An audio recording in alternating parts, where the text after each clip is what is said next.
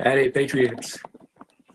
Welcome to another edition of the Political Patriot. I know I was just here yesterday, but yeah, it's turning rather chilly here in North Texas. It was 61 at about 2 or 3 o'clock this morning, and now it's in the 40s, going into the 20s tonight. That's effing cold for Texas. Yeah. So I'll tip this up just a little bit to see. I got my little tabletop fire pit going. Not something we need a whole lot of here in Texas. But yeah, glad I got it. You turn the pro football down, or I'll get a cease and desist from those efforts. I'm actually kind of starting to get this thing under control as far as the technology goes. But it's still a challenge. And it's the first episode of my new Political Patriot gear, Political Patriot Radio. Let me know if you'd like one of those. We can arrange that. Hopefully the flame will not engulf the screen. Thank you for making it here. There may be some folks joining us that aren't necessarily fans of the channel, because I also host a secondary, well, it used to be my primary podcast, but it's kind of becoming this one. And that is folks from Sticks and Stones. I let them know, I've got about 30,000 followers over on Insta, that I was going to be doing this today, and they should come on over. So we'll see. Going to be doing things just a little bit differently today. I'm going to spend the first half of our time together discussing cigars and spirits, which is my primary role, or at least it has been. I've tried to branch out into this and hoping it goes well. But I did want to show all of you people, after all of my faux pas in bringing this channel to you, that I do actually have some experience in podcasting, and I'm not just getting my feet wet. I'm getting my feet wet in this genre. But I do kind of know my way around. Anyway, we're going to start today. We're going to be pairing Aberfeldy, and I know I'm probably not pronouncing that with the right Scottish accent, but I'm doing my best. And then we're going to be pairing it with an Arturo Fuente Montesino. So let's just go ahead and dive right in. And we are getting ready here for Snowmageddon. They're saying there's like a 30% chance of some sort of wintry precipitation by the end of the week, and it could be anything from a dusting to like 1.5 feet. I kind of doubt that, but you never know. All that global warming and everything. But I wanted to get this last one in because it's supposed to be in the 20s tonight and not supposed to be above 50 for the rest of the week. And Thursday and Friday is supposed to be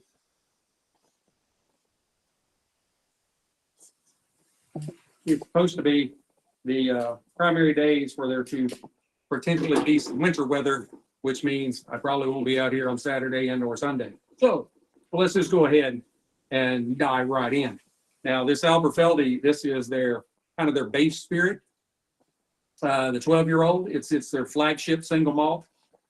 It is a Highlands distillery, and I didn't know this.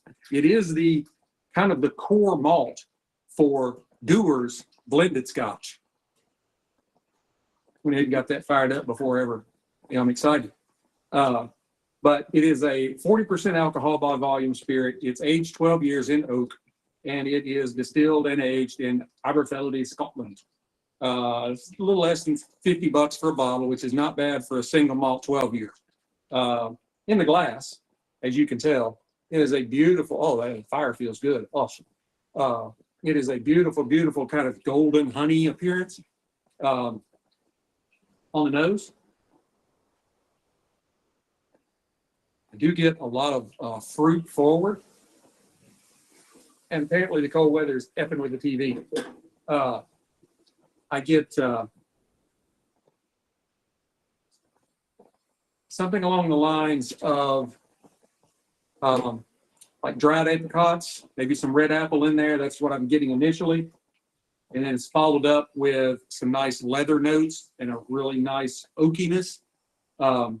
There's also kind of a charred sugar, caramelized sugar kind of hint in there towards the end. It's got a really great nose on it. I've never had Alberfeldi before, so this is cold. More than one way. And there may even be just a hint of spice, like maybe some cloves or something like that on the very, very tail end. All right, on the palate. Oh, yeah. Wow. That is, sorry, trying to multitask here. It doesn't work too well. That has got a really soft, buttery kind of creaminess to it. There's almost no alcohol burn at all. And what there is goes away really quickly. Sorry, again, multitasking. Let me try it again here.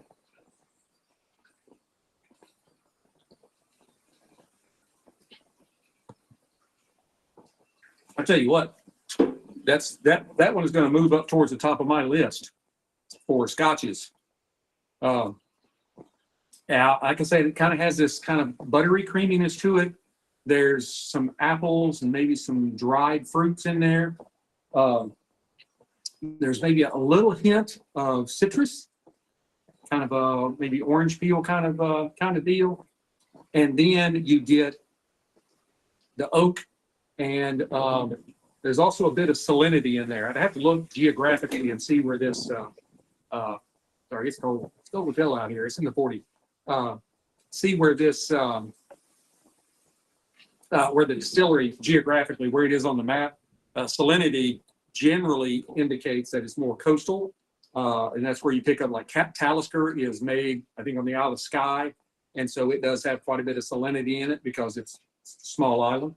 But I do pick up some of that, and then there is a little bit of spiciness, kind of like baking spices, with some cinnamon and clove and nutmeg.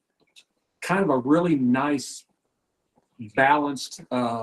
Just a touch of a bite to it, just a nibble, not anything too terribly crazy. Now, the Arturo Fuente Montesino.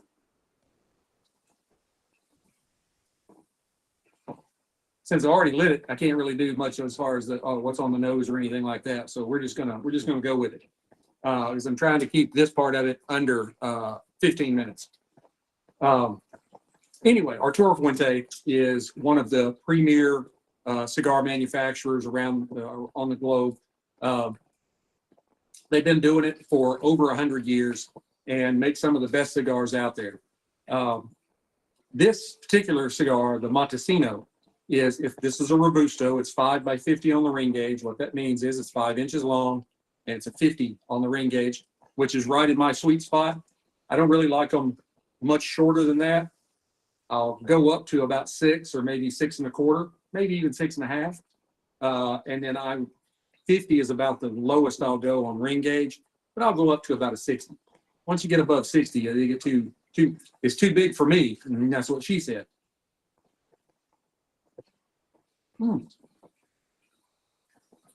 It does have a really nice, creamy, mellow flavor.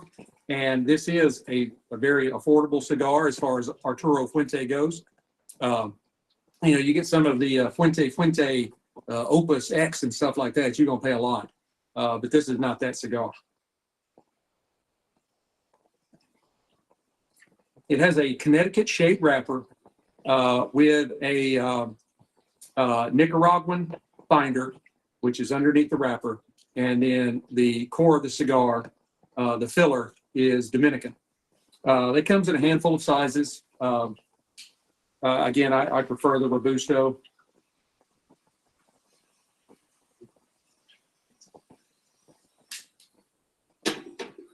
There is there's some nice nuttiness to it, some cedar, a little spice, even a little coffee bean.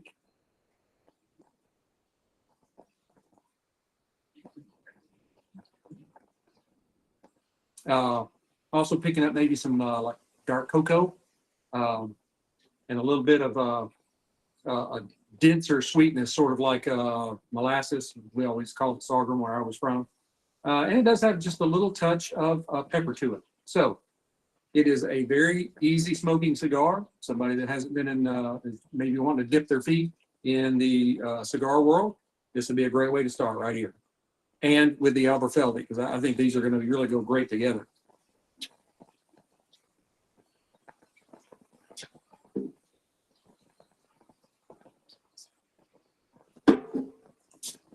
Oh yeah, this is definitely something that should be part of your rotation. That's for sure. I've not done a really good job lighting it. It is just so freaking cold. I haven't set out, smoked a cigar in this kind of weather, well, in at least a year. So, you know. But now, that is actually, that's it for the cigar part, the cigar and spirits part. This is what I do when I am doing the Political Patriot. I mean, the Sticks and Stones show. Oh, and here, there's something really nice about this Alberfeldi. Yeah. Don't want to drop the bottle out.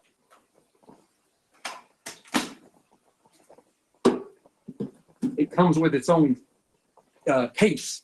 It's a kit. Yeah, if they just had a cigar and a cigar lighter in there, that would be awesome. But now, that is what I do on the Sticks and Stones show. And I will ramble on. It takes about 45 minutes, hour. Some cigars may take an hour 10, hour 15 to smoke. And I would just ramble on about stuff. I would tell everybody about this. I tell you what I get in the beginning. Then I tell you about the halfway mark, because cigars may change as you go through the stick. And then I'd come back and give you another kind of, these are my last final thoughts on it. So, you know, hey, I am not a podcast rookie, even though I have really felt like a podcast rookie with this Political Patriot, because it is just something completely different from what I have been dealing with.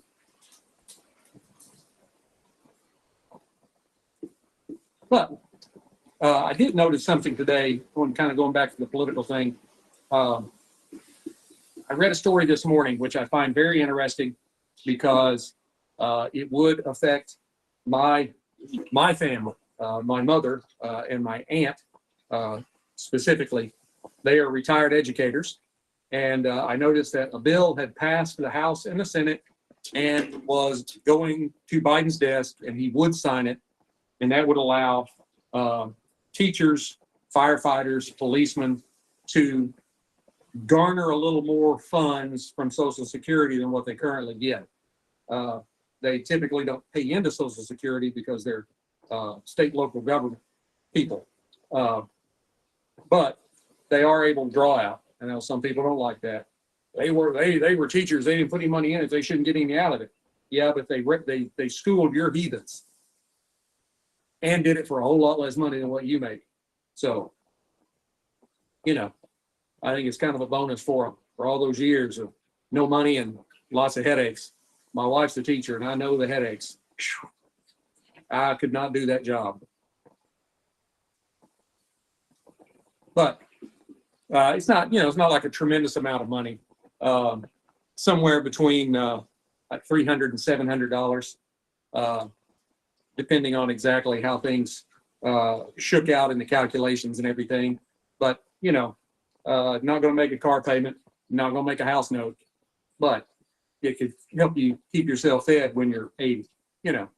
And the Social Security plan was not sustainable anyway. When it was originally instituted back at right before the Second World War, it even from that beginning, it was never going to work. Ida Mae Fuller was the first person to draw a check from Social Security, and in the 2 or 3 years that she paid in before she retired, she paid in a total of roughly $25.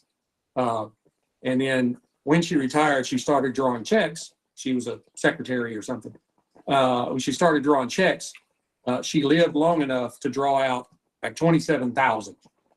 It's never going to work that way. Not when, number one, the government is only investing the money in treasury bonds, which don't make a lot of money. And, damn, I forgot where I was at. Hang on. The scotch and the cigars are good in this direction.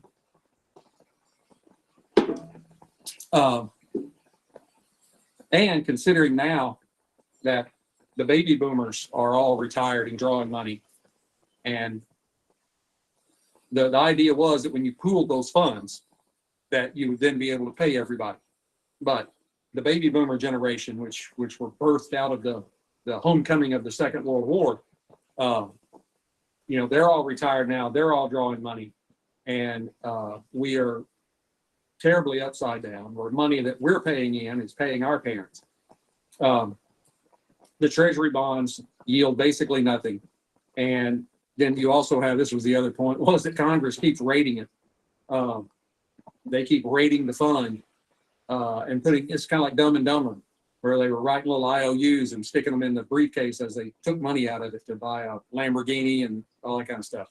It's the same kind of thing. And that's people in Washington, that's about where they are. Dumb and Dumber. So I think what we're going to have to do is we're going to have to privatize it in such a way that each individual person, some or all of what they put in is into, as Al Gore famously put it, a locked box. That's just for them. It's not spread into the pool of everybody else. And that you are able to, in some ways, or even, if the government would have it set up, such as an employer does with a 401k, where you can't just go in and buy anything. They have certain mutual funds or treasury funds. It's all like mutual fund stuff. But it garners more money, more return than, hang on, Mrs. Patriot's texting me. Then, I don't know what that was. It can get you more money than what the return on treasury bills are. That's just terrible. Sorry, when she calls, I listen. But I told her I was going to be. She took the dog to the woods, and she's picking up our youngest, our 14-year-old from work. Yeah, my 14, 15-year-olds, they have jobs where they get paychecks. They have their own checking accounts. I'm teaching them early. Train them up in the way they should go. Now, that does lead to more risk. I mean, how can it not? But because it's a fund, or a variety of funds, that makes it more secure than just investing in individual stocks. That's what the government has there, and the military has their thrift savings plan, which is similar to a 401k, or no, 401k, where you have a selection of funds you can choose from, maybe international, maybe big market cap, middle market cap, small market cap, all that kind of stuff. And you tailor it the way you want it. What risk are you willing to live with? So as you are in your 20s and 30s and you're putting money into Social Security, you can direct it to be more aggressive and more risky, which also garners more return though. But then as you get older, you start readjusting those balances so that you are not as exposed to risk. And usually you will end up in something like treasuries later in life. But you've spent your working years adjusting your risk based on what you're willing to risk. Right now, you have no choice. It's whatever they put it in, and whatever they put it in does not earn you much. And I also believe I mentioned this yesterday, was that Social Security should be non-taxable. It wasn't taxable from the time it was conceived until the 1980s. And then Congress realized, hey, we got a pool of money out there that we can get our grubby little hands on. So we're going to tax them on it. Money that they gave us to keep for them, and we spent it.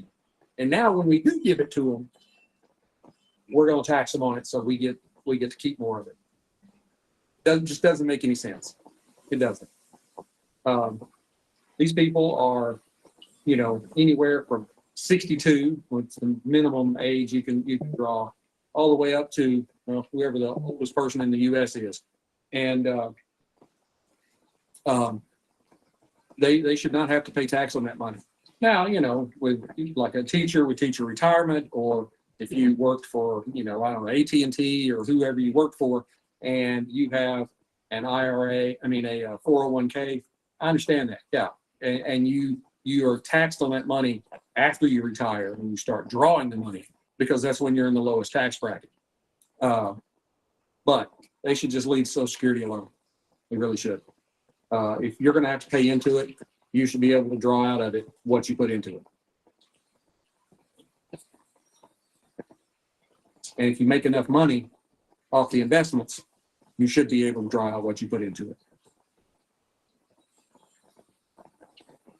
And then anything that's left over when you pass away is just mushed into the fund to divvy up among everybody, however they do that. That's just my take on it. We're still very confused about this whole terrorist attack things. I did hear earlier this week that there was a thwarted attack previously in Los Angeles, that the people that were arrested had been trained in Afghanistan by the Taliban, who are very much still in the terrorism business. They did not just want to take Afghanistan and then be like, okay, we are good now. No, they're still terrorisming around the world. They're training. And the guy in New Orleans, it was believed he was ISIS inspired, but what I'm hearing is it's really more, there are some other smaller organizations in the Middle East that they use the ISIS calling cards to keep the suspects, the suspicion off of them, keep it on ISIS. I don't know, that is a lot of, there's a lot of stuff to go there that's going on there. Schumer confronted with old clip of himself declaring Biden's decline a right-wing propaganda. Well, no, it wasn't right-wing propaganda. It was actually decline. One thing that is coming up is tomorrow is the day that Congress will certify the election. Oh, joy. What's going to happen outside the Capitol building tomorrow? With these doofuses on the left, there is no telling. With the Antifas and the Free Palestines and all these other morons they got running around out there, there is no telling. Wow. Dallas is actually ahead at halftime. That's amazing.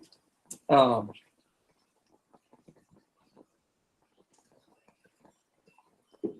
see how it goes. I am expecting a lot of upheaval, although it may not be the same kind of stuff from January 6th. And before anybody even goes, oh, that was all a hoax.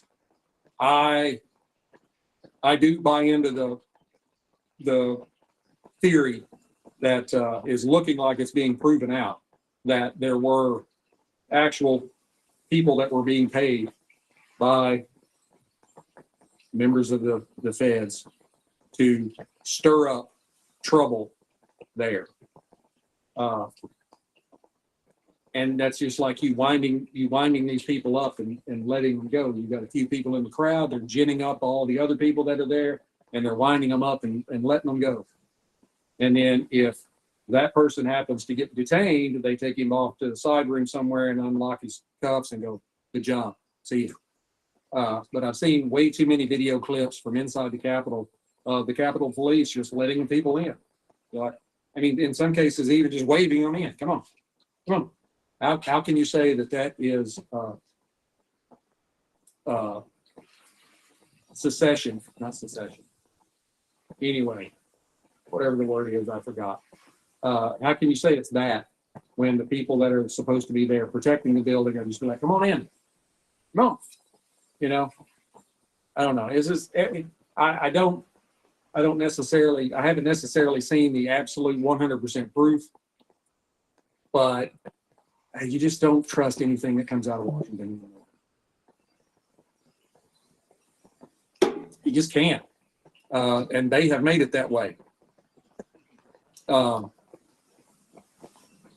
It is, yeah, I'm so cold, I'm having to stick my hands in my pockets. They've made it that way in all of the crap that they've done. And the people that work outside of Washington in the government, the lower level people, I always talk about the clerks and the janitors and anybody else out there that just, they're just doing their job. They have no ill will. They're just working. They're just doing what they would do if they worked out in the civilian world. Wow, it's getting windy. But they're just doing the job, doing what they're told to do. And in most cases, it is not anything that 99% of the cases, as far as that kind of stuff goes, there's nothing there to do well. They're just doing their job. They're writing their reports, or they're counting their pencils, or whatever it is they're supposed to be doing. It is those top layers, and specifically the people in the headquarters facilities of those departments. That's where the problems are. You don't ever hear about it out in, St. Louis or Denver or wherever. You don't hear about any kind of weird plan to try and do something to hurt the American people. I don't think it's like that. Not from what I've seen. They talk about draining the swamp. They're talking about all those headquarters buildings in Washington. That may not be what you're talking about, but that's what they're talking about. And I've seen that firsthand.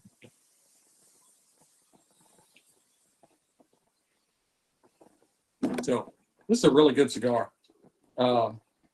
It's made by one of the best, Arturo Fuente. I may even put a link to it with JR Cigars, one of my Sticks and Stones affiliates. I do affiliate marketing for them. I haven't even done anything with any of this. I was just trying to see how it goes, see what happens. I'm hoping to actually crack triple digits on my followers. I had 99 this morning. It'd be awesome to get up to 100. These people out there, they don't even do like podcasts or anything. All they do is just comment on stuff and share their takes. And they got like 20,000. Like, hey, I'm doing live streams where you get to actually see me in all my glory.